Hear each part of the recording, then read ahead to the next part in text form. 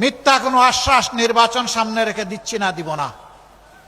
যা আমরা পারবো না তা আমরা বলবো না, যা আমাদের কর্তব্য বলে মনে করি শুধু তাই বলবো। আমরা কাউকে ভাই বেকার ভাতা দিব না। বেকার ভাতার মানে হচ্ছে বেকারের কারখানা তৈরি করা। আমরা কোনো বেকারের কারখানা তৈরি করব না। আমরা দেশের প্রত্যেকটি সক্ষম নারী পুরুষের হাতকে আমরা দক্ষ হাতে পরিণত করতে চাই। বেকার ভাতা নয়, তাদের হাতে আমরা মর্যাদাপূর্ণ কাজ তুলে দিতে চাই।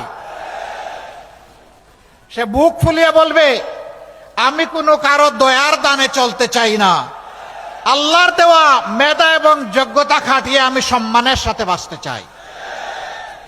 এইভাবে যখন প্রত্যেকটি নারী পুরুষ দক্ষ হয়ে উঠবে, আত্মবিশ্বাসী হয়ে উঠবে, সেই দিনই বিশ্বের বুকে মাথা উঁচু করে দাঁড়ানো একটা বাংলাদেশ গোটা বিশ্ব দেখতে পাবে ইনশাআল্লাহ।